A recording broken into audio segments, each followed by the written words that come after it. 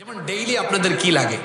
সূর্য, চন্দ্র, আলো, বাতাস, পানি, আগুন, এগুলো রেগুলার আমাদের দরকার আছে না? এগুলো যদি আল্লাহ মানুষের হাতে দিতেন, আপনি সরকারে থাকলে কেউ আপনার বিরুদ্ধে আন্দোলন করলে বলতে এদেরকে পানি দিস না, আগুন দিস না। সামান্য একটু ইন্টারনেট হাতে ছিল বলে সব বন্ধ করে দিয়ে গণহত্যা চালিয়েছে খুনির দল।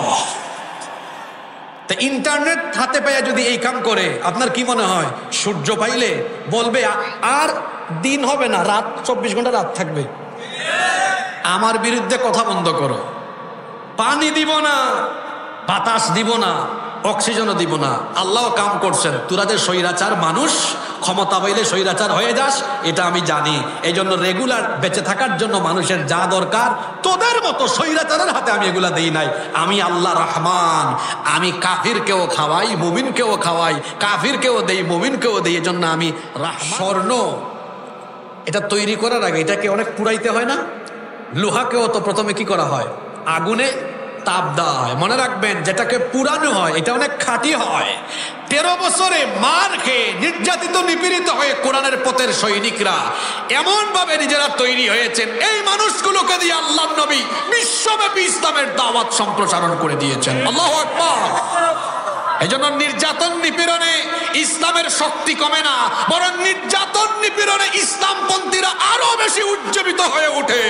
তাহলে রসুলের জীবনে আর কোরআন শরীফের ভেতরে দেশ পরিচালনার নিয়ম কানুন নীতি বিধান আছে না নাই? কেউ যদি এখন বলে কোরআনের মধ্যে রাষ্ট্র পরিচালনার নীতি, অর্থনীতি, রাজনীতি নাই, ওই বেটার ঈমান আছে? যদি বলেন ঈমান আছে, আপনি কোরআনের রাজনীতি করেন না, কইরেন না, অসুবিধা নাই। যার যার হিসাব সে দিবে কার কাছে? আল্লাহর কাছে। আপনার হিসাব আপনি আল্লাহর কাছে দিবেন, আপনি কইরেন না। কিন্তু কোরআনের রাজনীতি নাই এমন কথা বলার কোনো অধিকার আপনার নাই। মক্কায় 13 বছর হয়েছে আহ্বান আর অনুরোধ। কেউ চুরি করলে, ডাকাতি করলে শাস্তি দেওয়ার কোনো বিধান তো তার কাছে ছিল না, কারণ পাওয়ার ছিল না। কিন্তু যখন মদিনায় চলে গেলেন, শুধু আহ্বান আর অনুরোধ নয়, এবার কোরআন চলে গেল শাসনের মূল জায়গায়, সর্বোচ্চ জায়গায়। তখন শুরু হলো আদেশ। ইসলাম আর কোরআন অনুরোধের জায়গায় থাকার জন্য আসে নাই, বরং এটা এসেছে আদেশের মাকাম পর্যন্ত পৌঁছে দেওয়ার জন্য। সম্মানিত উপস্থিতি, আমরা তাফসীরুল কোরআন মাহফিলে এসেছি। আমরা যে মাহফিলে এসে আল্লাহর কোরআন শুনতে বসেছি, এই কোরআনের প্রত্যেকটি কথা কার? আসতে বলবেন না, জোরে বলেন কার? এই কোরআন আল্লাহ তাআলা কাদের জন্য নাজিল করেছেন? আমাদের জন্য। হাদা বায়ানুল লিন্নাস, এটি মানুষের জন্য সুস্পষ্ট বর্ণনা। এই কোরআনে কারিমে মানুষ সম্পর্কে আলোচনা হয়েছে, মানুষকে হেদায়েতের দিক নির্দেশনা এই কোরআনে কারিম দিয়ে দেওয়া হয়েছে। এই কোরআন আল্লাহ তাআলা কেন আমাদের জন্য নাজিল করেছেন? আমরা যেন মাঝে মাঝে একটু কোরআন তিলাওয়াত করে খতম দেই। সামনে রমজান মাস আসতেছে, রমজান মাসে যেন আমরা খতমে তারাবি আদায় করি। আর মাঝে মাঝে মরা মানুষের জন্য আমরা যেন খতম দেই, অথবা মাঝে মাঝে কোরআন তেলাওয়াত করে ঝাড়ফুঁক আর কোরআন থেকে শুধু তাবিজ লিখি। এই জন্য কি আল্লাহ তাআলা এই কোরআন নাজিল করেছেন? আসতে বলবেন না, বলেন এজন্য করেছেন না। তাহলে আমরা আল্লাহর কাছে জানতে চাইলাম, আল্লাহ আপনি এই কোরআন কেন নাজিল করেছেন? এই জবাব কি কোরআনে কারিমে নাই? রব্বুল আলামিন কেন কোরআন নাজিল করলেন? কোরআনে কারিমের 14 নম্বর সূরা, সূরা ইব্রাহিমের শুরুতেই আল্লাহ তাআলা বলে দিলেন, আলিফ লাম রা কিতাবুন আনজালনাহু ইলাইকা লিতুখরিজান নাসা মিনায-যুলুমাতি ইলান নূর। আল্লাহ তাআলা বলছেন, ও আমার হাবিব, কিতাবুন আনজালনাহু ইলাইকা, এই কিতাব আমি আপনার কাছে এই জন্য নাজিল করেছি, লিতুখরিজান নাসা মিনায-যুলুমাতি ইলান নূর, যাতে করে আপনি মানবতাকে অন্ধকার থেকে বের করে আলোর পথে নিয়ে আসতে পারেন। প্রশ্ন হতে পারে, কিসের অন্ধকার? কুফরির অন্ধকার থেকে আপনি যেন মানুষকে ইমানের দিকে, দলালাত পথভ্রষ্টতা থেকে মানুষকে যেন হিদায়াতের দিকে, আর জাহান্নামের পথ থেকে মানুষকে যেন আপনি জান্নাতের পথ দেখাতে পারেন। এই জন্য কোরআন যিনি নাজিল করেছেন তিনি কে? এই কোরআন আপনাকে জান্নাতের পথ দেখাবে। এই কোরআন আমাদেরকে কিসের পথ দেখাবে? আমরা জান্নাত চাই কি চাই না? জান্নাতে যাওয়ার রাস্তা এই কোরআনে বলে দেওয়া হয়েছে। সুবহানাল্লাহ পড়বেন না? অন্ধকার রাস্তায় চলতে হলে আলোর দরকার।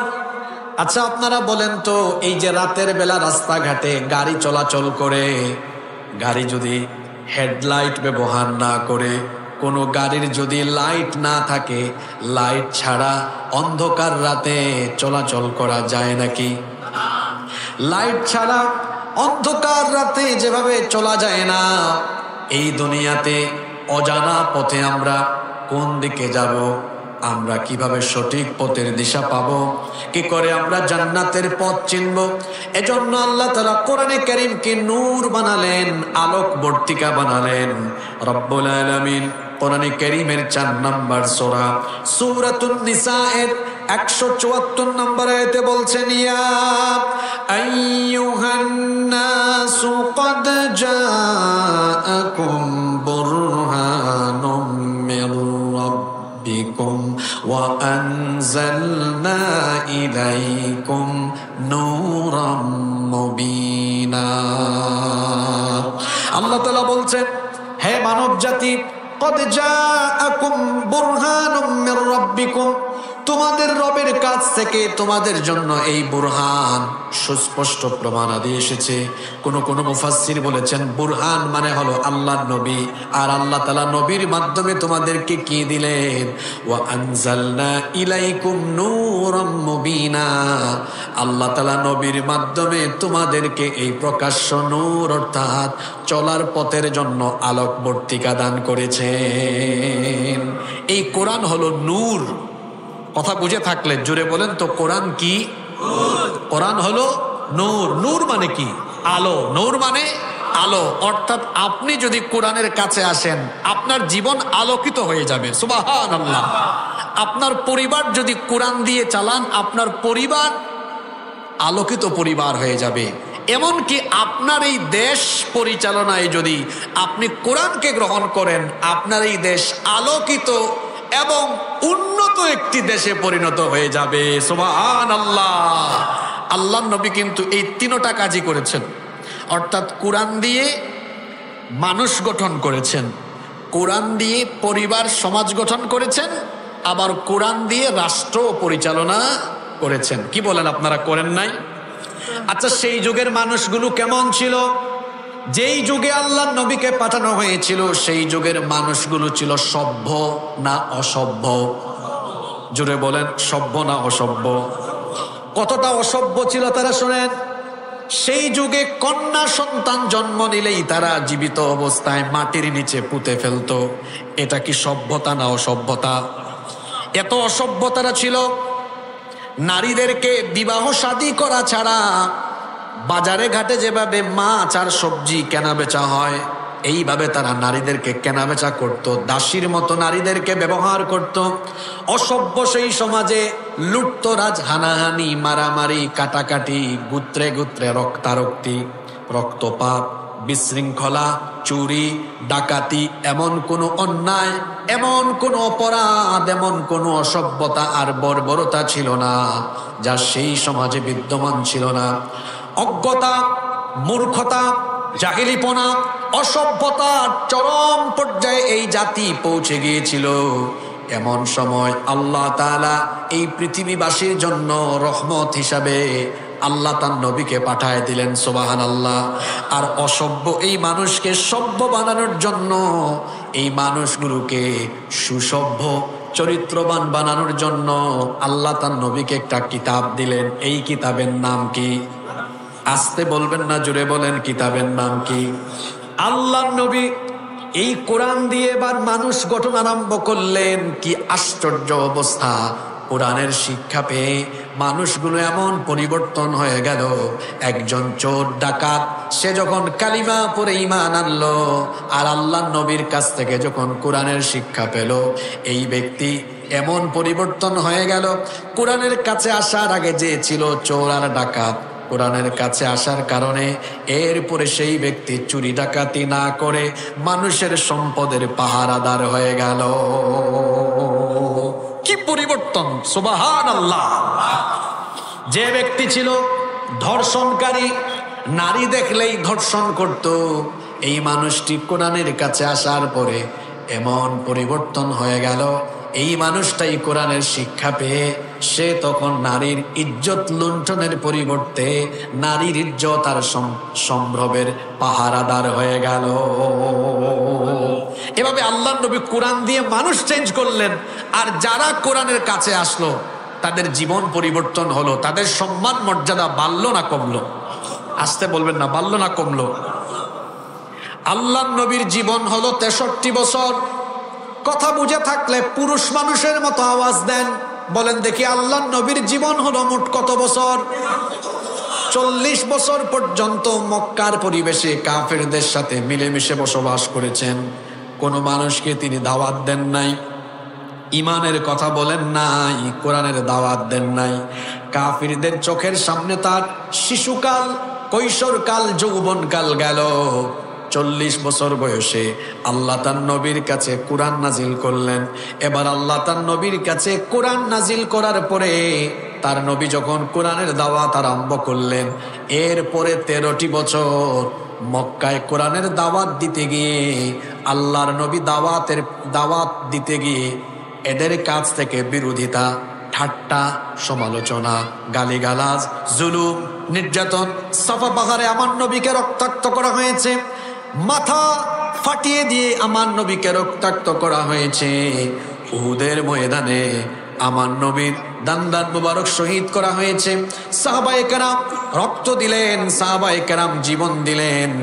এইভাবে করে কোরআনের দাওয়াত মক্কায় নবী সীমাহীন জুলুম সহ্য করে করে করে করে কোরআনের দাওয়াত মক্কায় দিতে লাগলেন। সর্বমোট কেটে গেল 13 বছর। কথা বুঝে থাকলে বলেন, এভাবে কোরআনের দাওয়াত দিতে দিতে মক্কায় চলে গেল কত বছর? আসতে বলবেন না, জোরে বলেন কত বছর? অমনোযোগী হইয়া না, আজকে এমন ওয়াজ শুনবেন যা জীবনেও শুনেন নাই। একটা পয়েন্টও যেন আপনার মাথা থেকে না ছোটে। এভাবে দাওয়াত দিয়ে গেল কত বছর? কাফিরের দল সিদ্ধান্ত নিল আল্লাহর নবীকে তারা চিরতরে দুনিয়া থেকে বিদায় করে দিবে, আল্লাহর নবীকে তারা হত্যা করবে। কিন্তু আল্লাহ যাকে হেফাজত করবেন তাকে কেউ কিছুই করতে পারবে। আল্লাহর নবীকে হত্যা করবে। অপরাধ কি? অপরাধ হলো আল্লাহর নবী মক্কায় তাদের বাপ দাদার ধর্মের বিরুদ্ধে, বাপ দাদার নীতির বিরুদ্ধে কোরআনের নীতির কথা বলছেন, এই অপরাধ। তাহলে বোঝা গেল কোরআনের নীতি প্রচার করলে দুনিয়াতে যারা তাদের বাপ দাদার নেতা নেত্রীর নীতি প্রতিষ্ঠা করতে চায় এদের গায়ে একটু আগুন ধরবে, এটা স্বাভাবিক কথা, এটা আশ্চর্য হওয়ার কিছু নাই। মক্কায় যখন আল্লাহর নবী মক্কার নেতাদের নীতিমালার পরিবর্তে যখন কোরআনের নীতি প্রচার করেছেন, সেই যুগের কাফেররা আল্লাহর নবীকে নির্যাতন করতে করতে করতে করতে হত্যার পরিকল্পনা করেছে। কাফির বেঈমান কোরআন বিরোধীদের উত্তরসূরিরা এখনো দুনিয়ায় আছে। কোরআনওয়ালা লোকেরা যখন কোরআন প্রচার করে এই অপরাধে তাদের বিরুদ্ধে ষড়যন্ত্র করতে করতে করতে করতে একটা পর্যায়ে তাদেরকে দুনিয়া থেকে বিদায় করার চেষ্টা করে। কথা কি মাথার উপর দিয়ে যায় না? ঢুকে ঢুকে 13 বছর এভাবে দাওয়াত দিলেন। যখন আল্লাহর নবীকে হত্যা করার পরিকল্পনা গ্রহণ করা হলো, আল্লাহর আদেশে আল্লাহর নবী মক্কাতুল মুকাররমা থেকে মদিনা মুনাওয়ারায় হিজরত করলেন। আউস আর খাজরাজ গোত্রের লোকেরা ঈমান আনলো। আল্লাহর নবীকে মদিনায় তারা নিয়ে গিয়েছিল একজন মীমাংসাকারী হিসাবে। কিন্তু মদিনাতে যাওয়ার পরে তারা আল্লাহর নবীর কাছে মদিনার রাষ্ট্রের দায়িত্ব সুপর্দ করে দিয়ে আল্লাহর নবীকে রাষ্ট্রপ্রধান হিসাবে মেনে নিল। সেই থেকে নবী ওফাতের আগ পর্যন্ত 10 বছর এবার যেই কোরআন দিয়ে মক্কায় 13 বছর মানুষ তৈরি করেছেন, এবার সেই কোরআন দিয়ে 13 বছরে তৈরি করা মানুষগুলোকে সাথে নিয়ে পরবর্তী 10 বছর তিনি মদিনাকে কোরআন দিয়ে পরিচালনা করলেন। আচ্ছা, কি ওয়াজ শুনছেন একটু দেখি। মাইক ম্যান এত ডিস্টার্ব করে কেন? সমস্যা কি? ডিস্টার্ব করবেন না, মাইক ঠিক করবেন হুজুর আসার 4 ঘন্টা আগে, বক্তব্য শুরু করার সময় না। এটা অপরাধ, এতে মানুষের কষ্ট হয়। কষ্ট হয় না? কনসেন্ট্রেশন ব্রেক হয়। তাহলে নবীজির জীবন ছিল মোট কত বছর? সবাই বলেন না কত বছর? এই অভয়নগর যশোরের মানুষ এমনি কথা বলে না। যশোরের মানুষের জজবা আছে তো, আছে না? না জজবা চলে গেছে? আমার রসুলের জীবন ছিল মোট কত বছর? হ্যাঁ, কাউকে কোরআনের দাওয়াত দেন নাই, কোরআন তো নাজিলই হয় নাই। কত বছর পর্যন্ত? 40-এর আগ পর্যন্ত। এরপরে কোরআন আসলো, তিনি 13 বছর মক্কায় দাওয়াত দিলেন, কোরআন মানুষের কাছে পৌঁছালেন, নির্যাতিত হলেন, নিপীড়িত হলেন, মানুষ তৈরি করলেন। এরপরে যখন মদিনায় আসলেন, এখন ওই যে 13 বছরে তৈরি করা মানুষ। আচ্ছা, স্বর্ণ এটা তৈরি করার আগে এটাকে অনেক পুড়াইতে হয় না? লোহাকেও তো প্রথমে কি করা হয়? আগুনে তাপ দেওয়া হয়। মনে রাখবেন, যেটাকে পুরানো হয় এটা অনেক খাঁটি হয়। 13 বছরে মার খেয়ে নির্যাতিত নিপীড়িত হয়ে কোরআনের পথের সৈনিকরা এমন ভাবে নিজেরা তৈরি হয়েছেন, এই মানুষগুলোকে দিয়ে আল্লাহ নবী বিশ্বব্যাপী ইসলামের দাওয়াত সম্প্রসারণ করে দিয়েছেন। আল্লাহু আকবার। এজন্য নির্যাতন নিপীড়নে ইসলামের শক্তি কমে না, বরং নির্যাতন নিপীড়নে ইসলামপন্থীরা আরো বেশি উজ্জীবিত হয়ে ওঠে। নিপীড়নের মাধ্যমে চেতনা, উদ্দীপনা আরো বাড়ে না কমে? মদিনায় আসলেন, এবার আর শুধু দাওয়াত না, এবার নবীজি মদিনার শাসক, মদিনার প্রেসিডেন্ট, রাষ্ট্রপ্রধান। এবার মদিনা রাষ্ট্র তিনি চালাচ্ছেন কারো বাপের আইন দিয়া না আল্লাহর আইন দিয়া? জোরে বলেন, কার আইন দিয়া? কত বছর চালাইলেন? জোরে বলেন, কত বছর? এবার আপনারা আমাকে বলেন, রাসূলুল্লাহ সাল্লাল্লাহু আলাইহি ওয়াসাল্লাম মদিনার রাষ্ট্র পরিচালনা করলেন 10 বছর, একটা দেশ তিনি পরিচালনা করলেন কার আইন দিয়ে? জোরে বলতে হবে, কার আইন দিয়ে? আমার কথা কি মিথ্যা? জোরে বলেন, মিথ্যা? তাহলে বোঝা গেল রসুলের জীবনে আর কোরআনের ভেতরে কিভাবে দেশ চালাতে হয় এই নিয়ম কানুন, রীতিনীতি, আইন কানুন নাই। যারা বললেন না তাদের সন্দেহ আছে তো, তাই না? হ্যাঁ, এই জায়গায় একজনও চুপ থাকবেন না। আমি তো খুব সুন্দর রসুলের জীবনী টেনে এনে তারপরে আপনাকে বলেছি। তাহলে রসুলের জীবনে আর কোরআন শরীফের ভেতরে দেশ পরিচালনার নিয়ম কানুন, নীতি বিধান আছে না নাই? কেউ যদি এখন বলে কোরআনের মধ্যে রাষ্ট্র পরিচালনার নীতি, অর্থনীতি, রাজনীতি নাই, ওই বেটার ঈমান আছে? যদি বলেন ঈমান আছে, আপনি কোরআনের রাজনীতি করেন না, কইরেন না, অসুবিধা নাই। যার যার হিসাব সে দিবে কার কাছে? আল্লাহর কাছে। আপনার হিসাব আপনি আল্লাহর কাছে দিবেন, আপনি কইরেন না। কিন্তু কোরআনের রাজনীতি নাই এমন কথা বলার কোনো অধিকার আপনার নাই। যদি নাই থাকতো তাহলে রসুল 10 বছর মদিনার রাষ্ট্র পরিচালনা করলেন কি দিয়ে? জোরে বলেন না, কি দিয়ে? তাহলে বোঝা গেল রাষ্ট্র পরিচালনায় আল্লাহ নবী এই কোরআন নিয়ে গিয়েছিলেন কি নিয়ে যান নাই? আপনারা কথা বললেন না। রাষ্ট্র পরিচালনায় আল্লাহ নবী এই কোরআনকে নিয়ে গিয়েছেন না যান নাই? এখন রাসূলুল্লাহ উম্মত হিসাবে আমরা তো নবীজিকে অনুসরণ করি। অনুসরণের এই দৃষ্টিকোণ থেকে আমরাও কি কোরআনকে শুধু মসজিদ মাদ্রাসায় রাখবো, না রসুলের আদর্শে আদর্শিত হয়ে এটাকে রাষ্ট্রের সর্বোচ্চ জায়গায় পৌঁছাবো? 13 বছর নবীজি মক্কায় যখন ছিলেন, আদেশ দিয়ে কোনো আইন পাশ করতে পারেন নাই। পেরেছেন? কারণ তখন ইসলাম আর কোরআন ছিল অনুরোধের জায়গায়। অনুরোধের নবীজি তায়েফে গিয়ে, তায়েফে যখন গিয়েছিলেন, মক্কায় থাকাকালীন মক্কা থেকে তায়েফ গিয়ে দাওয়াত দিয়েছে, তখন কি সবাইকে আদেশ দিয়েছেন যে ইসলামে আসো, না ইসলাম গ্রহণের আহ্বান জানিয়েছেন? আহ্বান। মক্কায় 13 বছর হয়েছে আহ্বান আর অনুরোধ।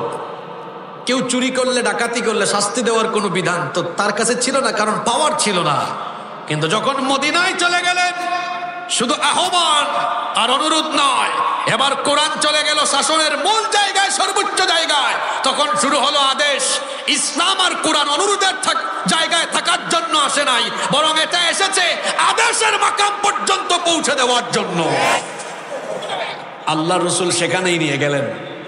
নিয়ে যাওয়ার পরে 10 বছরে এমন ভাবে পরিবর্তন করে দিলেন, আপনারা প্রত্যেক জুমায়, কালকেও জুমাবার শুনবেন, সানি খুতবায়, দ্বিতীয় খুতবায় ইমাম সাহেব বলেন, খায়রুল কুরুনি করনি সুম্মাল্লাযীনা ইয়ালুনাহুম সুম্মাল্লাযীনা ইয়ালুনাহুম। এটার অর্থ কি? সর্বশ্রেষ্ঠ যুগ হলো আমার যুগ। কিয়ামত পর্যন্ত আমি রসুলের যুগের মতো সেরা যুগ, শ্রেষ্ঠ যুগ আর পৃথিবীতে আসবে না। সুবহানাল্লাহ। এই যুগ শ্রেষ্ঠ যুগ কেন ছিল? কারণ সেই যুগে আল্লাহর নবী তার রাষ্ট্রকে পরিচালনা করেছেন কি দিয়ে? জোরে বলেন, কি দিয়ে? কোরআন দিয়ে। এখন আসেন, কোরআন দিয়ে রাষ্ট্র পরিচালনা করলে ফায়দা কি হয়? এই ফায়দা তো আগে জানতে হবে, কারণ ফায়দা না জেনে আমি এই পথে আগাবো কেমনে? কোরআন দিয়ে রাষ্ট্র পরিচালনার ফায়দা কি? আপনারা মনোযোগ দিয়ে শুনবেন তো। 1 নাম্বার ফায়দা হলো, যেই ব্যক্তি যেই দল ক্ষমতায় আসবে তার বাপের কোনো ক্ষমতা নাই একটা অক্ষর, একটা শব্দ, আইন পরিবর্তন করা। তার বাপের ক্ষমতা আছে? দেখি তো আপনারা দেশের খবর কি রাখেন? 71 সালে দেশ স্বাধীন হওয়ার পরে এখন 2025 পর্যন্ত বাংলাদেশের সংবিধান চেঞ্জ হয়েছে কতবার? এই তো একজন। চাচা মাশাআল্লাহ, যুবকরা কি হয়েছে এই খবর রাখো না, খালি মোবাইল চালাও। ধন্যবাদ আমার বাবাকে, সমসাময়িক সব খবর আপনার কাছে আছে মাশাআল্লাহ। এবার এই চাচার থেকে শিখে সবাই বলেন, এখন পর্যন্ত বাংলাদেশ এর সংবিধান পরিবর্তন হয়েছে কতবার? এখন ধরছেন ইউনূস সাহেব এটা করলে হবে 18 বার। এই ভাবিয়েন না এটা শেষ, পরে যে আসবে হে আবার চেঞ্জ করবে, হবে 19 বার। আচ্ছা, আপনাদের কি মনে হয় যে যখন সংবিধানে হাত দেয় এটা জনগণের কথা চিন্তা করে হাত দেয় না তার ক্ষমতার হিসাব করে হাত দেয়? বলেন বলেন, কি হিসাব করে? আমার ক্ষমতা ঠিক থাকবে কিনা, আমি 41 পর্যন্ত থাকতে পারি কিনা, আমার সুবিধা আছে কিনা? তাহলে বলেন তো, যে আইন যে যখন সুযোগ পায় তখনই বদলায়, খালি চেঞ্জ করে, এটা দিয়ে কি জনগণের ভাগ্যের পরিবর্তন হবে?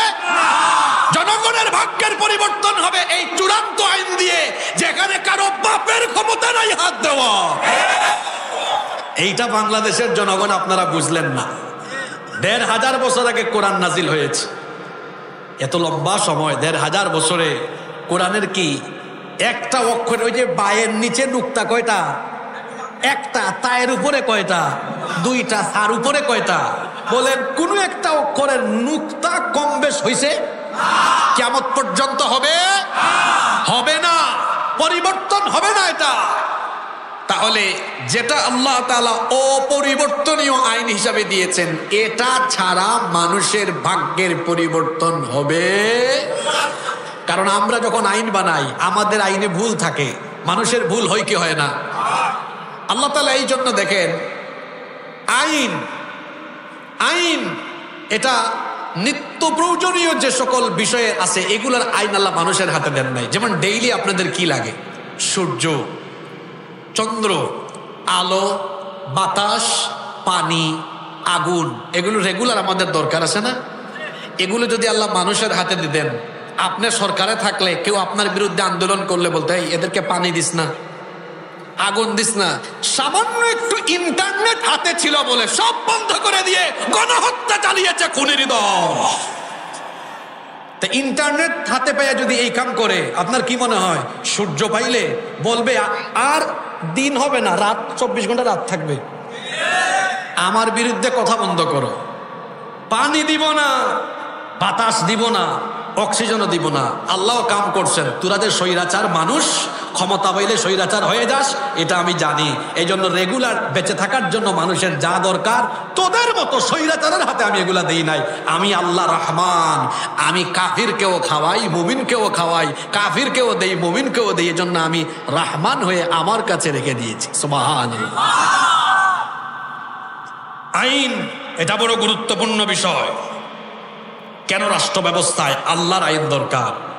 1 নাম্বার পয়েন্ট বলেছি, আল্লাহর আইন অপরিবর্তনীয়, কিন্তু মানুষের আইন পরিবর্তনীয়। আল্লাহর আইনে ভুল নাই, মানুষের আইনে না নাই? জোরে বলেন আছে না নাই? কিন্তু কোরআনে কারীমের ভেতরে কি কোনো ভুল আছে নাকি?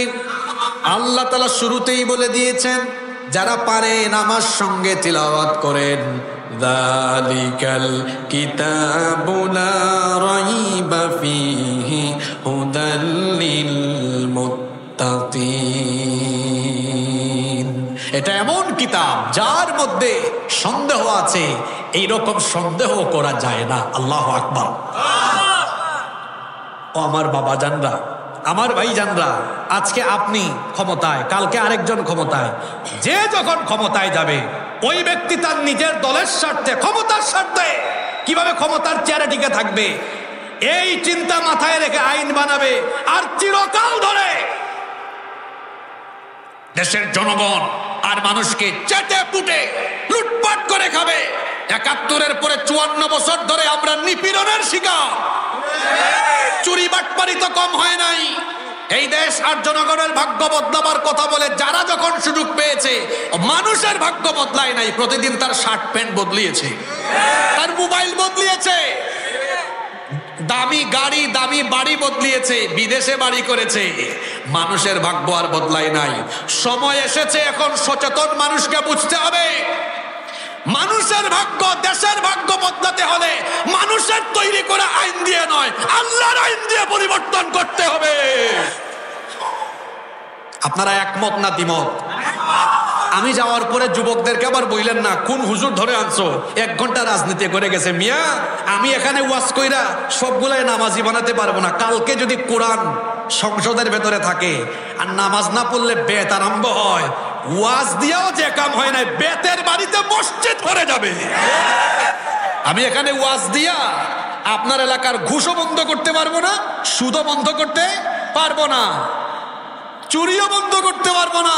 ওই পার্লামেন্টে যখন কোরআন আর কোরআনওয়ালারা দাঁড়িয়ে যাবে, মাননীয় স্পিকার, চুরির আইন আমার দেশের আইন দিয়ে নয়, মানুষের আইন দিয়ে নয়, মাননীয় স্পিকার এটা কোরআন দিয়ে হবে। আর যখন সবাই হা ভোট দিয়ে দিয়ে এই আইন পাস করবে, আর পরের দিন থেকে যদি চুরির শাস্তি হাত কাটা আরম্ভ হয়, এই দেশের লক্ষ লক্ষ চুরেরা তারের মতো সোজা হয়ে যাবে। আপনি যুবকদেরকে ধরেন না, কোত্থেকে হুজুর আনছো রাজনীতি, আপনি কোরআন বুঝেন না। আমি তো এজন্য প্রথমে রসুলুল্লাহর প্রসঙ্গ টেনে আনছি। রসুল 13 বছর দাওয়াত দিয়ে পরে 10 বছর দেশ চালাইছেন। জোরে বলতে হবে, কি চালাইছেন? কি চালাইছেন?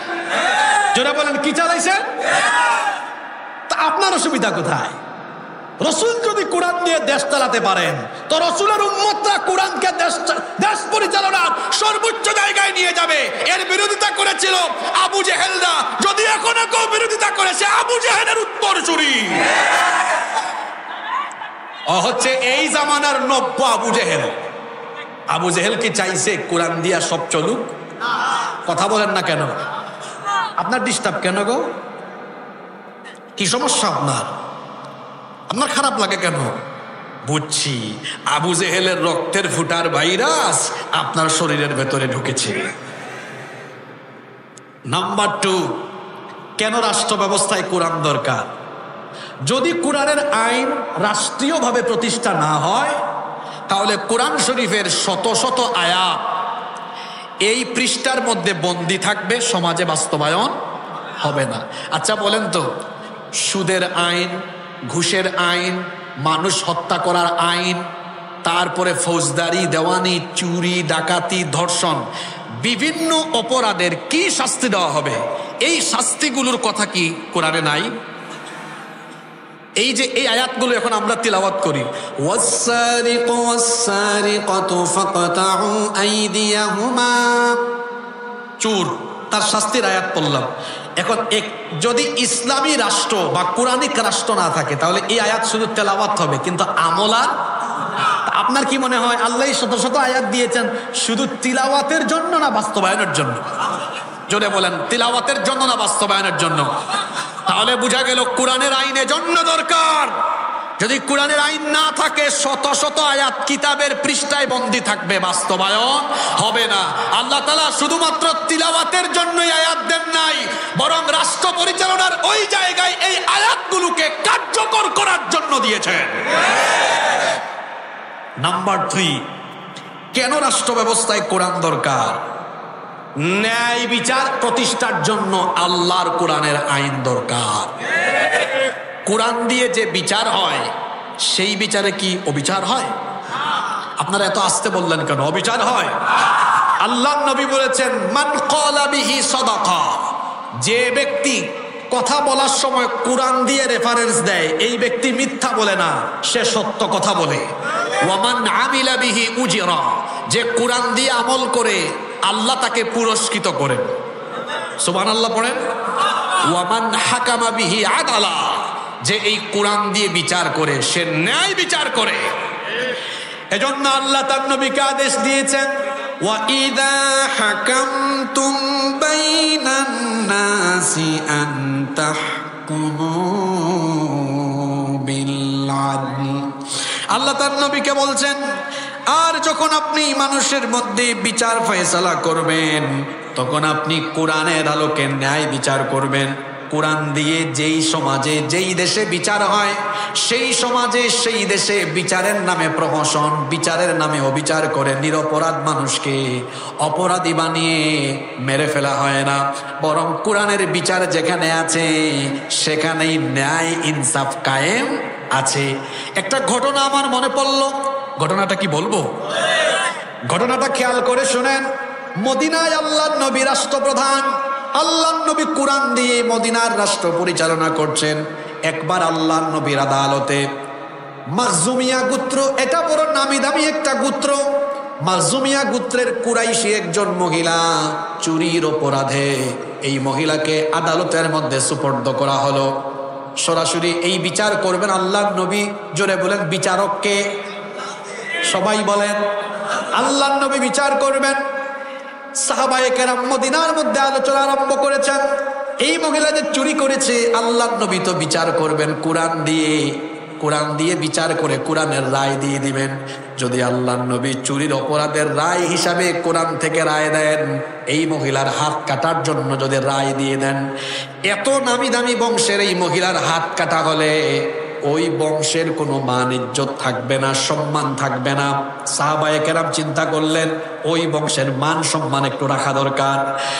সাহাবায়ে কেরাম পরামর্শে বসেছেন, আমরা কেউ একজন রসুলের কাছে সুপারিশ নিয়ে যাই যেন এই মহিলার ব্যাপারে আল্লাহর নবীর রায়টা একটু কমায়া দেন যাতে বংশের মান ইজ্জতটা বাঁচে। কিন্তু কে নবীজির কাছে যাবে? কারো কোনো সাহস হয় না। অবশেষে সাহাবায়ে কেরাম হযরতে উসামা ইবনু যায়েদ রাদিয়াল্লাহু আনহুকে বললেন, ভাই উসামা, তুমি নবীজির কাছে যাও, গিয়ে সুপারিশ করো, কারণ আল্লাহর নবী তোমাকে বড় মহব্বত করেন। উসামা ইবনু যায়েদ রাদিয়াল্লাহু আনহু রাসূলের কাছে গেলেন, গিয়ে যখন এই মহিলার রায় একটু কমায়া দেওয়ার জন্য, বিচারেরটা একটু হালকা করে করার জন্য সুপারিশ করলেন, আল্লাহর নবী সকল সাহাবীদেরকে ডাকলেন। ডাকার পরে বললেন, ও আমার সাহাবীরা, এত বড় দুঃসাহস কি করে তোমাদের হলো? আল্লাহর কোরআনের আইনের বিরুদ্ধে তোমরা দাঁড়িয়ে গেলে, এত বড় সাহস কেমনে হলো? শোনো, একটা নামি দামি বংশের এই মহিলাকে বাঁচানোর জন্য, রায় একটু কমায় দেওয়ার জন্য তোমরা আমার কাছে সুপারিশ করলে। যদি এই নামি দামি বংশের নারী না হয়ে মদিনার রাষ্ট্রপ্রধান আল্লাহর রসুল মুহাম্মদ, আমরা বলি সাল্লাল্লাহু আলাইহি ওয়াসাল্লামের কলিজার টুকরা মেয়ে ফাতিমা যদি চুরি করে এই অপরাধে আজ যদি আদালতে আসতো, রাষ্ট্রপ্রধান প্রেসিডেন্টের মেয়ে হিসাবে আর নবীর মেয়ে হিসাবে স্বজন প্রীতি করে আমি রায় দেওয়ার সময় আমি বিচারটা হালকা করে করতাম না, বরং আমার মেয়ে যদি এই জায়গায় হতো, আমি বিচারের রায় হাত কাটার রায় দিয়ে দায়িত্ব জল্লাদের হাতেও দিতাম না, বাপ হয়ে নিজের মেয়ের হাত আমি নিজেই কেটে ফেলে দিতাম। আল্লাহু আকবার বলেন, আল্লাহু আকবার। আর এখন পার্টি নেতা মেম্বার তার সাথে চলাফেরা করে চোর ধরা খাইছে, এই ওসি কারে ধরেছ, ছাড়ো এটা আমার লোক, আছে না নাই? জোরে বলেন আছে না নাই? কারণ এখানে তো মানুষের আইন দিয়ে বিচার চলে, ন্যায় বিচার পাবেন কেমনে? এই জন্য দেখেন নাই জাতির শ্রেষ্ঠ সন্তান তাদেরকেও অপরাধী সাজিয়ে হত্যা করা হয়েছে। কোরআনের কিংবদন্তি খাদেম নিরপরাধ আল্লামা সাঈদীকে বিনা অপরাধে অপরাধী সাজিয়ে হত্যা করা হয়েছে।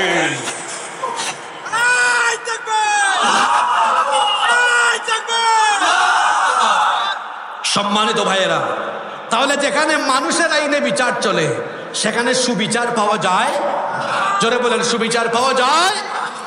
কিন্তু আদালতে যদি বিচারক কাজী থাকেন কোরআন গবেষকরা, যেমন সৌদি আরবে কোরআনের 100 ভাগ আইন নাই, 100 ভাগ আইন নাই। ওখানে ম্যাজিস্ট্রেট কারা জানেন আপনারা? বিচারক কারা? বড় বড় মুফতিরা, বড় বড় আলেমরা, জাস্টিস সেখানে তারা বিচার করেন। কি দিয়ে বিচার করেন? কোরআন দিয়ে বিচার করলে অপরাধী ছাড় পাবে? আপনাদেরকে সন্দেহ হয় নাকি? তাহলে রাষ্ট্রীয় ব্যবস্থায় কোরআনের আইন এই জন্য দরকার, কোরআনের আইন থাকলে সবার লাভ আছে, শুধু চোর ডাকাতদের ক্ষতি আছে। আমার দেশে চোর আছে 2 রকমের, একটা হলো অভাবের আর একটা হলো স্বভাবের। কথা বুঝতে পেরেছেন? আমার দেশে চোর আছে কয় রকমের? আপনাদের এলাকায় ক্ষেত আছে না, শাকসবজির ক্ষেত? এক লোক দরিদ্র তো যাচ্ছে এই সবজি ক্ষেতের পাশ দিয়ে, এখন তার ঘরে কিছু নাই, যাওয়ার সময় একটা লাউ, তারপরে কিছু শিম আর ধরেন 2-3টা ফুলকপি চুরি করে নিয়ে চলে গেছে। এই লোকটা স্বভাবের চোর না অভাবের চোর? জি, অভাব আছে বলে চুরি করছে। আচ্ছা, ওই যে ঢাকায় বড় বড় অফিসে বসে এত টাকা বেতন পায়, সরকারি সুযোগ সুবিধা পায়, সরকারি গাড়ি আছে, সরকারি বাড়ি আছে, সব সুযোগ সুবিধা আছে, তাও তার পেট ভরে না, খালি চুরি, ঘুষ, দুর্নীতি। এই চোরকে আপনি অভাবের চোর বলবেন না স্বভাবের চোর বলবেন? এত সম্পদ, অভাব নাই সম্পদের, মরার আগ পর্যন্ত খাইলেও শেষ হবে না, তাও চুরি ছাড়ে না, এটা অভাবের চোর না স্বভাবের চোর? এখন বাংলাদেশে অভাবের চোর বেশি না স্বভাবের চোর বেশি? জোরে বলেন, কিসের চোর? এই স্বভাবের চোরেরা কোরআনের আইন চায় না, কারণ কোরআনের আইন থাকলে তারা চুরি করতে পারবে না, ডাকাতি করতে পারবে না। এই জন্য আমি বলি শুধুমাত্র চোর, ডাকাত, অন্যায় আর অপরাধ জগৎকে নেতৃত্ব দেয় যারা, কোরআনের আইন রাষ্ট্র ব্যবস্থায় চায় না তারা। কারণ ওই স্বভাবের চোর, বেটা চোরের চুরি বন্ধ হয়ে যাবে, অত খাই চাঁদাবাজি করে, অত খাই চুরি করে, ও খাই ডাকাতি করে। এখন যদি কোরআনের আইন চালু হয়ে যায়, চুরি থাকবে? ডাকাতি থাকবে? সম্মানিত ভাইয়ারা, কষ্ট হচ্ছে আপনাদের? তাহলে কেন রাষ্ট্র ব্যবস্থায় কোরআন দরকার? 3 নম্বর পয়েন্ট বললাম, সুবিচার, ন্যায় বিচার, ইনসাফ কায়েমের জন্য আল্লাহর কোরআনের আইনের দরকার। নাম্বার 4 নম্বর, কোরআনের আইন এই জন্য দরকার, যদি কোরআনের আইন প্রতিষ্ঠা হয় তাহলে মুসলমান ছাড়াও অমুসলিম যারা আছেন তারা সেই রাষ্ট্রে তারা নিরাপদে, শান্তিতে, নির্বিঘ্নে বসবাস করতে পারবেন। সুবহানাল্লাহ। এই এলাকায় আমি জানি না অমুসলিম ভাই বোনেরা আছেন কিনা, আছে না? আপনারা শোনেন, এই কোরআন কত শান্তির বাণী ছড়ায়। অনেকে বলে যদি রাষ্ট্র ব্যবস্থায় কোরআন কায়েম হয়ে যায়, ইসলাম কায়েম হয়ে গেলে হিন্দু, বৌদ্ধ, খ্রিস্টানরা যাবে কোথায়? ওদের অবস্থা খারাপ হয়ে যাবে। আহারে, কথা শুনে মনে হয় মায়ের চেয়ে মাসির দরদ বেশি। কোরআন পড়েন, আল্লাহর কোরআন কত সুন্দর।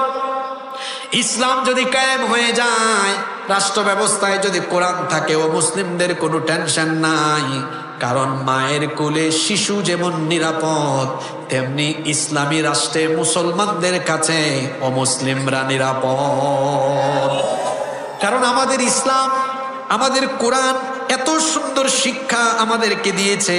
কোরআনে কারীমের 60 নম্বর সূরা সূরাতুল মুমতাহিনা এর 8 নম্বর আয়াতে আল্লাহ তাআলা বলছেন, লা ইয়ানহাকুমুল্লাহু আনিল্লাযীনা লাম ইউকাতিলুকুম ফিদ-দীনি ওয়া লাম ইউখরিজুকুম মিন দিয়ারিকুম আন তাবাররুহুম ওয়া তুকসিতু ইলাইহিম ইন্নাল্লাহা ইউহিব্বুল মুকসিতিন। আল্লাহ তাআলা বলছেন, দ্বীনের ব্যাপারে যারা তোমাদের সাথে যুদ্ধে জড়ায়নি এবং যারা তোমাদেরকে ঘর বাড়ি থেকে বিতাড়িত করেনি, এই রকম অমুসলিমদের সাথে তোমরা জুলুমপূর্ণ আচরণ করো না, অসম্মানজনক আচরণ করো না। তোমরা সেই অমুসলিমদের সাথে সদাচরণ করো, তাদের উপর জুলুম করো না, ন্যায় বিচার করো।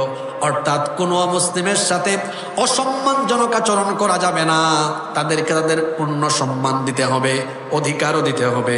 আল্লাহ তাআলা অন্য আয়াতে বলছেন, ওয়ালা তাসুবুল্লাযীনা ইয়াদউনা মিন দুনিল্লাহি ফায়াসুবুল্লাহা আদুওয়াম বিগাইরি ইলম ইলা আখিরিল আয়াহ।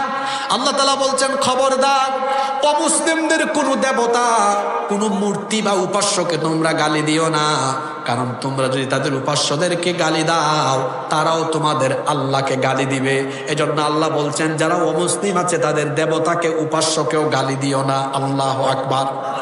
আমার অমুসলিম ভাই বোনেরা, কথাগুলো শোনেন, আমাদের ইসলাম কত সুন্দর। আল্লাহ শেখাচ্ছেন যারা অমুসলিম তাদের উপাসনা তারা করুক, তাদের উপাস্যদেরকে গালি দিও না, তাদের উপর জুলুমও করো না। আবার আল্লাহর নবী বলেছেন, খবরদার কোনো অমুসলিমের উপাসনালয়েও তোমরা হামলা চালায়ও না। তাহলে ইসলামে তো সুন্দর শিক্ষা দিচ্ছে, কোনো ধর্মের উপাসনালয়ে হামলা চালানো যাবে না, অন্য ধর্মের কাউকে আঘাত করা যাবে না, অসম্মান করা যাবে না, অন্য ধর্মের কোনো দেবতাকে গালিও দেওয়া যাবে না। এজন্য আমি বলেছি, মায়ের কোলে শিশু যেমন নিরাপদ, ইসলামী রাষ্ট্রে মুসলমানদের কাছে অমুসলিমরা নিরাপদ। এজন্য ইসলাম যদি এই দেশে কায়েম হয়ে যায়, হিন্দু, বৌদ্ধ, খ্রিস্টান, আমার অমুসলিম ভাই বোনেরা, আপনাদের কোনো টেনশন নাই। মায়ের কোলে শিশু যেমন নিরাপদ, আপনারা আমাদের কাছে তেমন নিরাপদ। কারণ আমাদের গৌরবগাথা ইতিহাস আছে। ভারতকে আমরা, এই ভারতবর্ষকে আমার পূর্বপুরুষরা প্রায় 800 বছর শাসন করেছে। কত বছর? 800 বছরে আমার পূর্বপুরুষরা ভারত শাসন করতে গিয়ে কখনো কোনো মন্দির বা কোনো অমুসলিমদের উপাসনালয় ভাঙচুর করেন নাই, দখলও করেন নাই। ইতিহাসে কেউ দেখাতে পারবে? এখন যারা ভারত চালায়, এখন এত খারাপের খারাপ এই নরেন্দ্র মোদীর সরকার। এটা মানুষ মাটির নিচে খনিজ সম্পদ পায়, আর এটা এমন শয়তান, মাটির নিচে শুধু কি পায়? কথা বলেন না কেন? মসজিদ না গো, কি পায়? হ্যাঁ, এরা এত খারাপের খারাপ। আমাদের শত শত বছরের ঐতিহ্য বাবরি মসজিদ দখল করে রাম মন্দির বানিয়ে এই নরেন্দ্র মোদীর সরকার গোটা পৃথিবীর 200 কোটি মুসলমানের কলিজায় আগুন ধরায় দিয়েছে। কই, আমরা তো কোনোদিন মন্দির দখল করে বলি না এখানে আমাদের মসজিদ ছিল। বাংলাদেশে আমরা এটা করছি, আপনারা করবেন কোনোদিন? খবরদার, ইসলাম কোরআন আমাদেরকে এই শিক্ষা দেয় না। শুনে রাখুন অমুসলিম ভাই বোনেরা, আমরা কতটা উদার এবং আমরা সম্প্রীতি রক্ষা করে কিভাবে চলতে জানি। আমরা কখনোই উগ্র নই, চরমপন্থী নই। আমরা অমুসলিমদেরকে সম্মান করি। এই ঐতিহ্য এই দেশে যুগ যুগ ধরে আমরা বজায় রেখেছি। রোজা পূজা এই দেশে একসাথে হয়েছে, কিন্তু আমরা কখনো সাম্প্রদায়িক দাঙ্গায় জড়িয়ে এই দেশে কখনো আমরা হিন্দু মুসলিম কখনো মারামারি করি নাই, কোনোদিন করবও না। কারণ ইসলাম আমাদেরকে এই শিক্ষা দেয় না। তাহলে রাষ্ট্র ব্যবস্থায় কোরআন থাকলে ফায়দা কি হবে? অমুসলিমরাও তাদের পরিপূর্ণ অধিকার পাবে। নাম্বার 5, কষ্ট হচ্ছে নাকি আপনাদের? রাষ্ট্র ব্যবস্থায় কোরআন থাকলে 5 নম্বরে কি ফায়দা হবে? মত প্রকাশের স্বাধীনতা পাবেন। মত প্রকাশের কি পাবেন? যার যার ধর্ম পালন করবে, যার যার মত সে পালন করবে। কারণ এই কোরআনের শিক্ষা হলো লাকুম দীনুকুম ওয়ালিয়া দিন। যদিও আমার দেশে একবার একজন বলছিলেন, বুখারী শরীফে আছে লাকুম দীনুকুম ওয়ালিয়া দিন। ইন্না লিল্লাহি ওয়া ইন্না ইলাইহি, এটা কি বুখারী শরীফে না কোরআন শরীফে? জোরে বলেন। তারপরে আবার অপব্যাখ্যা করেছে লাকুম দীনুকুম ওয়ালিয়া দিন, ধর্ম যার যার, উৎসব সবার।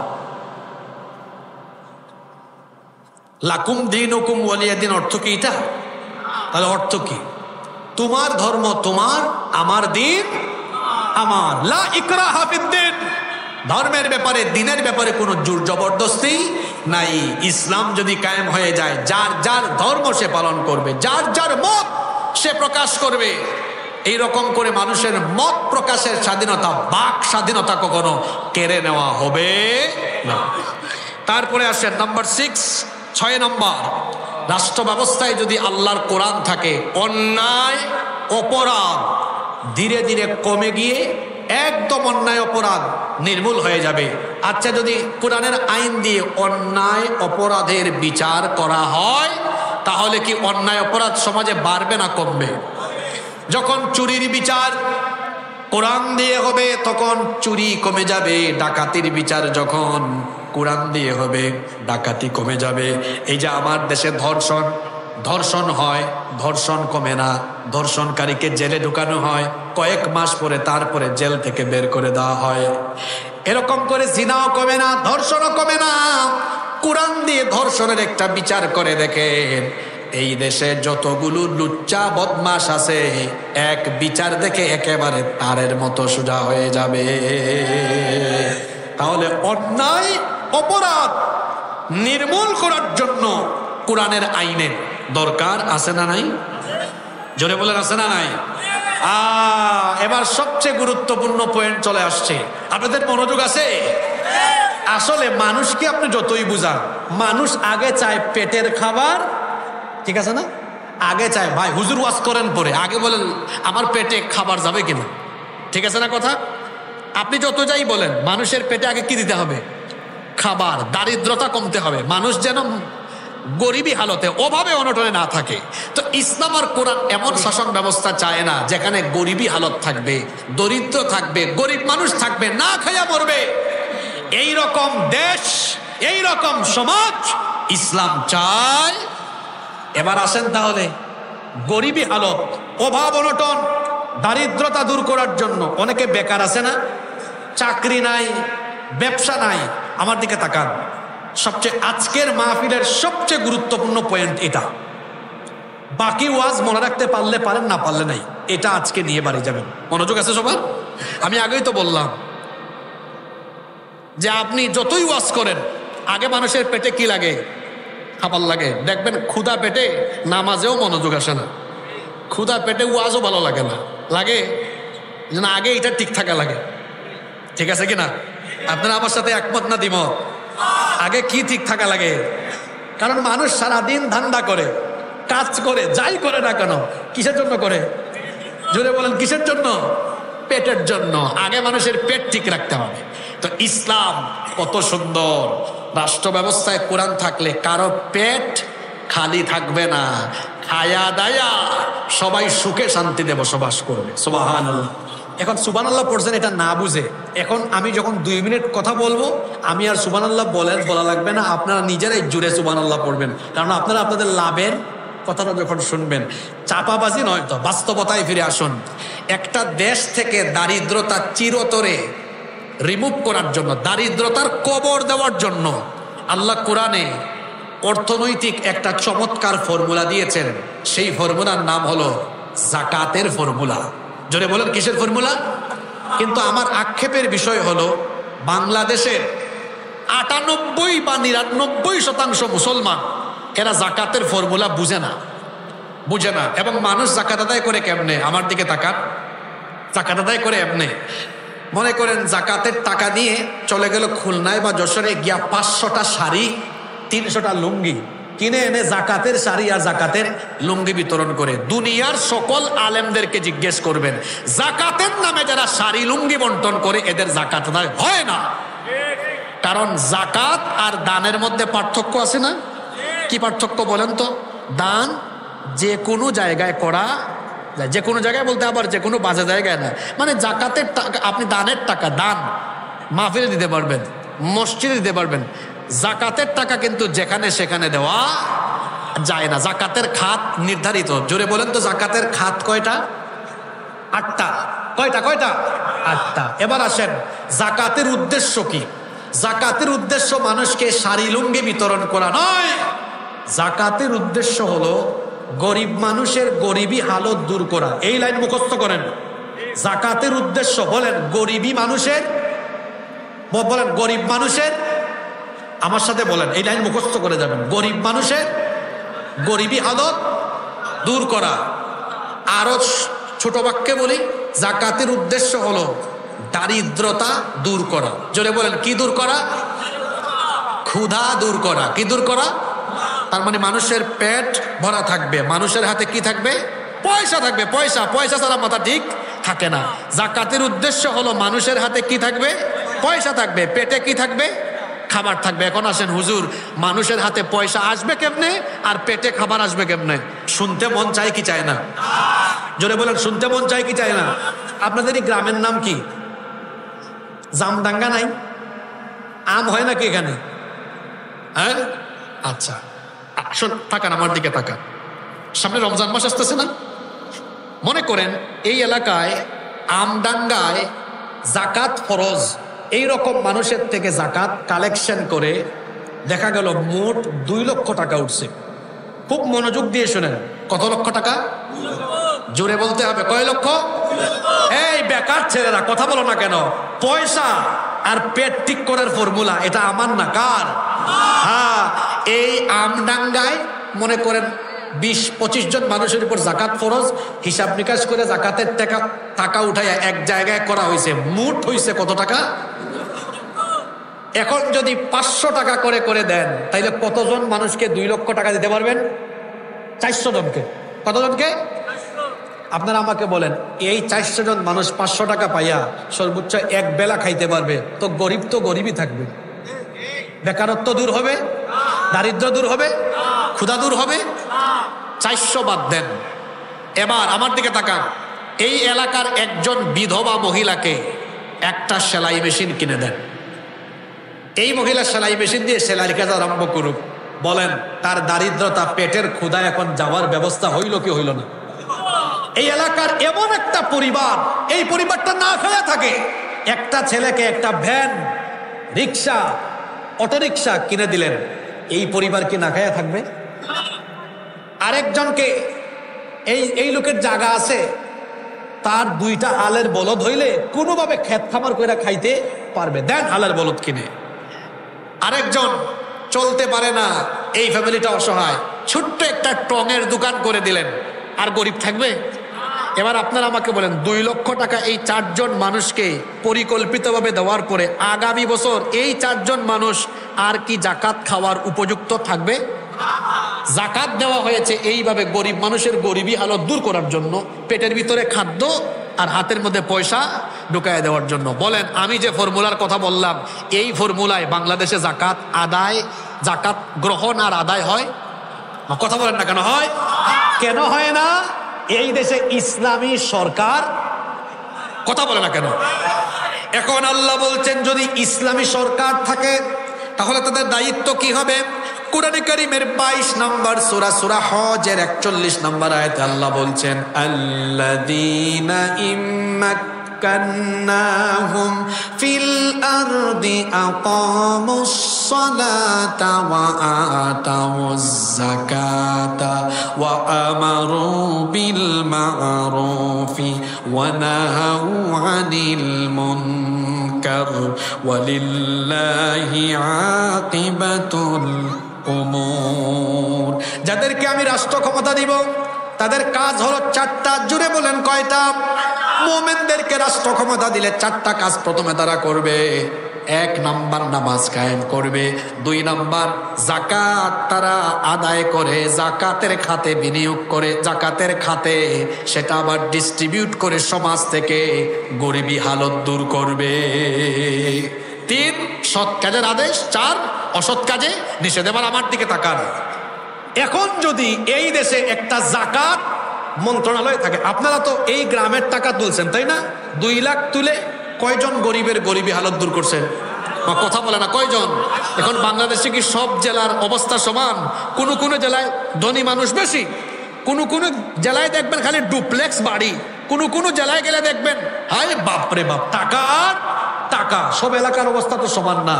এখন যখন রাষ্ট্র কেন্দ্রীয়ভাবে জাকাত তুলবে তখন ফায়দাটা কি হবে? মনোযোগ আছে সবার? মনে করেন এই বছর সরকার কেন্দ্রীয়ভাবে সবার হিসাব থাকবে সরকারের কাছে, কার কত সম্পদ আছে। এখন আপনার জাকাত কত, মন্ত্রণালয় থেকে কর্মকর্তা বাড়ি যাবে, দেন ওই যে ট্যাক্স যেমন দিতে হয়, দেন আপনার এই বছরের জাকাত এত টাকা আসছে, দেন। কথার কথা উদাহরণ দিচ্ছি, যদি বাংলাদেশে এই বছর 1,40,00,000 কোটি টাকা, 1,40,00,000 কোটি টাকা, কিন্তু বাস্তবতা বলে প্রতি বছর বাংলাদেশে জাকাত আদায় করতে পারলে, জাকাতের উপরে আলেমদের অনেক গবেষণা আছে, কমসে কম 10,000 কোটি টাকা জাকাত বাংলাদেশ থেকে আদায় করা যাবে। আল্লাহু আকবার। কিন্তু আমি 10,000 না বলছি, কত? 1,40,000 কোটি। সংখ্যাটা কমাইছি হিসাব আপনাদেরকে বোঝানোর জন্য। কত বললাম? 1,40,00,000 কোটি টাকা, সরি 1,40,000 কোটি টাকা। ফিগারটা কমালাম, 1,40,000 কোটি টাকা। এই টাকাগুলা কি করবেন? এবার আমার দিকে তাকান।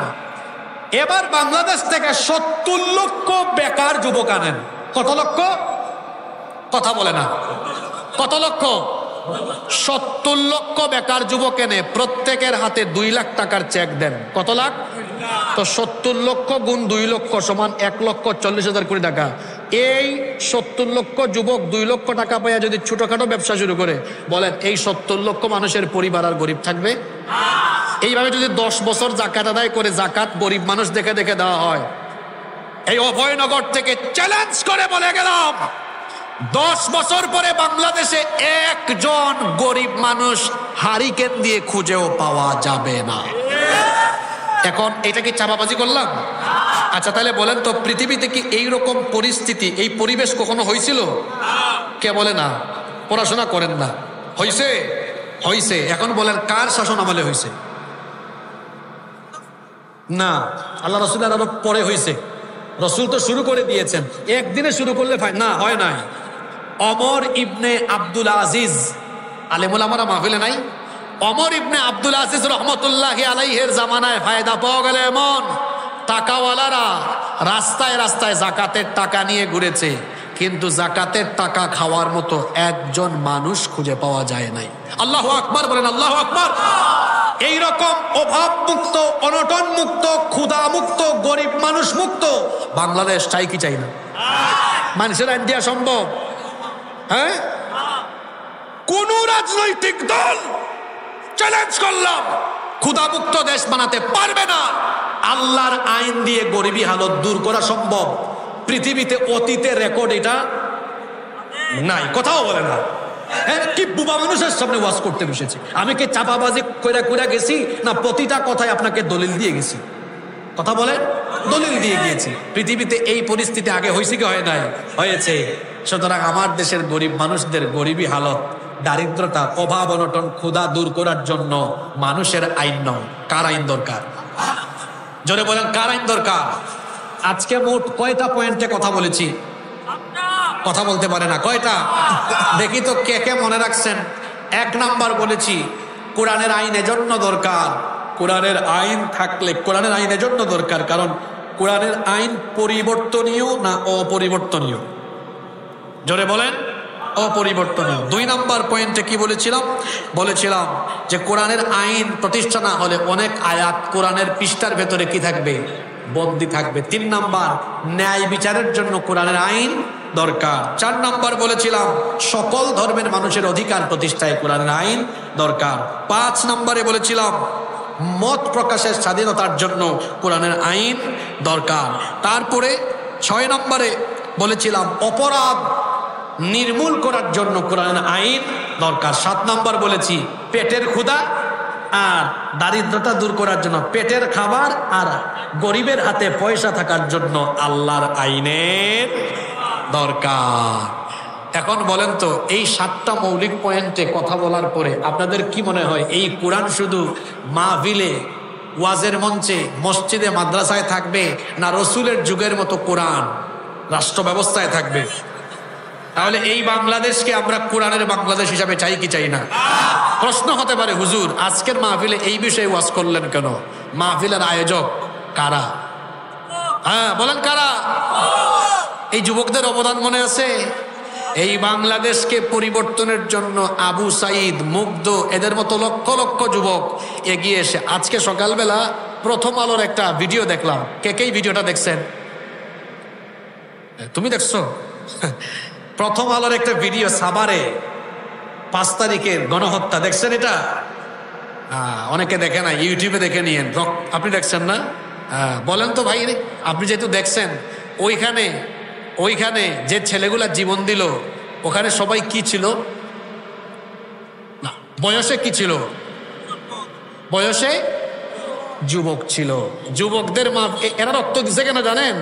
এই দেশে চুরি, বাটপারি, দুর্নীতি আর কোন দেশের আধিপত্যবাদ চলার জন্য নয়। প্রতিটি যুবক রক্ত দিয়েছে এই দেশকে ইনসাফ মুক্ত, দুর্নীতি মুক্ত একটি সোনার দেশ হিসাবে পাওয়ার জন্য।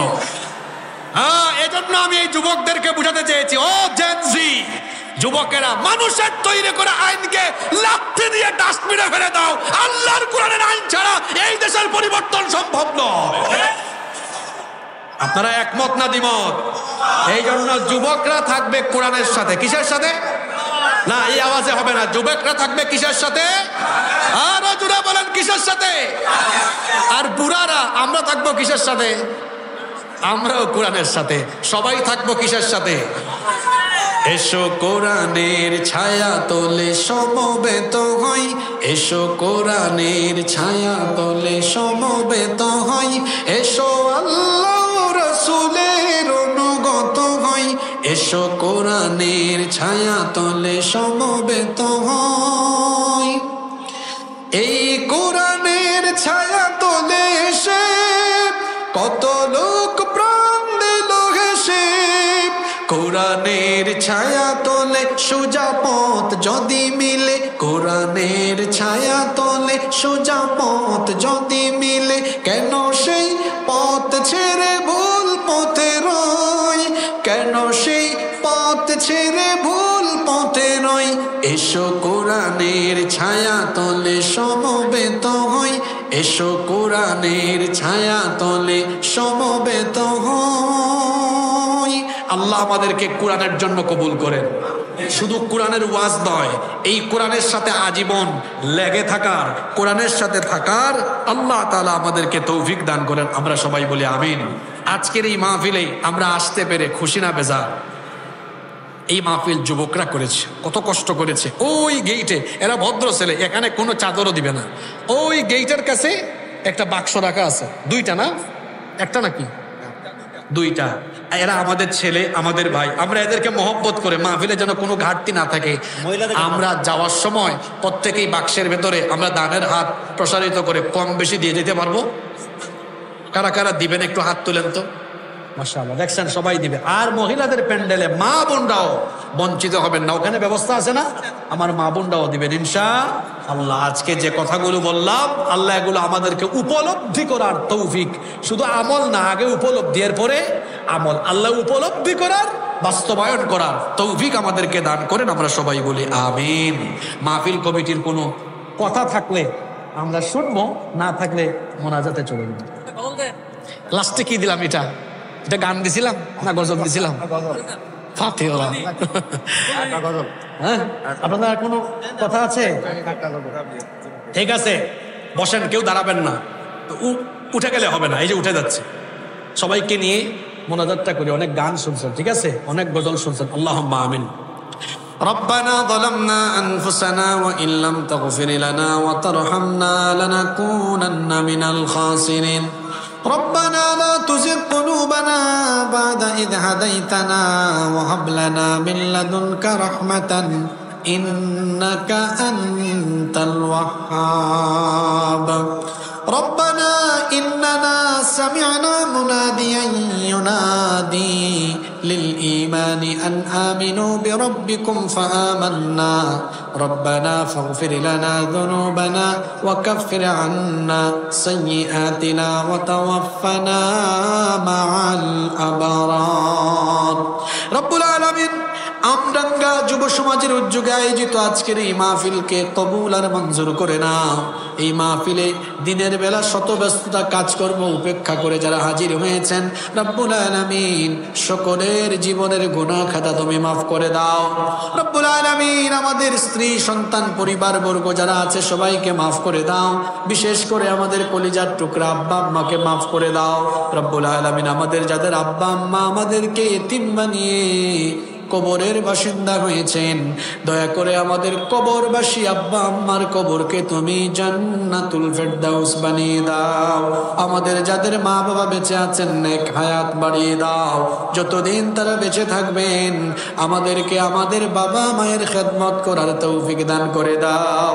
আল্লাহুম্মা গফিরলি ওয়া লিওয়ালিদাইয়া ওয়া কুর বিরহামহুমা কামা রব্বায়ানি صغيرا رب ارحمهما كما ربياني صغيرا রব্বুল আলামিন আমাদের আত্মীয় স্বজন যারা কবরে চলে গিয়েছেন তাদেরকে মাফ করে দাও। বিশেষ করে আমডাঙ্গা এলাকায় কবরস্থানে শায়িত সকল মুর্দেগানদের কবরের আযাব মাফ করে দাও। রব্বুল আলামিন আমাদের মধ্যে যারা অসুস্থ তাদেরকে শিফা দান করে দাও। আমাদের অভাব অনটন দূর করে দাও। যারা চাকরি করেন ব্যবসা করেন সকলের চাকরি আর ব্যবসার মধ্যে তুমি বরকত দিয়ে দাও। রব্বুল আলামিন আমাদেরকে হালাল উপায়ে উপার্জনের তৌফিক দাও। হারাম থেকে আমাদেরকে হেফাজত করো। রব্বুল আলামিন আজকের এই মাহফিলকে কবুল আর মঞ্জুর করে নাও। এই মাহফিলে যারা দান সদকা করেছেন এবং করবেন সবার দান সদকা কবুল করে নাও। বিশেষ করে এই মাহফিল আয়োজনের জন্য আমার কলিজার টুকরা যুবক তরুণ ছাত্র ভাইয়েরা অক্লান্ত পরিশ্রম করেছে, কষ্ট করেছে। আল্লাহ আমার এই কলিজার টুকরা ভাইদের জীবনের গুনাহ খাতা মাফ করে দাও, তাদের আব্বা আম্মাকে মাফ করে দাও। প্রত্যেকটি যুবককে তুমি দ্বীনের জন্য কবুল করে নাও। রব্বুল আলামিন আজকের মাহফিলের সম্মানিত সভাপতি জনাব মোহাম্মদ আব্দুল গনি মোল্লা, প্রধান অতিথি জনাব আলহাজ জাহাঙ্গীর হাসান মানিক, বিশেষ অতিথি জনাব ফারুক হাসান মোল্লা সাহেব সহ যত অতিথি ছিলেন আল্লাহ সবাইকে তুমি মাফ করে দাও। রব্বুল আলামিন আমাদের সবাইকে তুমি দ্বীনের জন্য কবুল করে নাও। রব্বুল আলামিন রাস্তাঘাটে বালা মুসিবত বিপদ আপদ থেকে আমাদেরকে হেফাজত করো। আমাদের সবাইকে তুমি দ্বীনের জন্য কবুল করো। সাল্লাল্লাহু তাআলা আলা খায়রি খালকিহি মুহাম্মাদিন ওয়া আলিহি ওয়া আসহাবিহি আজমাইন বিফadli সুবহান রাব্বিকা রাব্বিল ইজ্জাতি আম্মা ইয়াসিফুন ওয়া সালামুন আলাল মুরসালিন ওয়ালহামদুলিল্লাহি রাব্বিল আলামিন ওয়া জাআল আখিরা কালামিনা ইনদাল মাউতি লা ইলাহা ইল্লাল্লাহ মুহাম্মাদুর রাসূলুল্লাহ সাল্লাল্লাহু আলাইহি ওয়া সাল্লাম। আসসালামু আলাইকুম ওয়া রাহমাতুল্লাহ।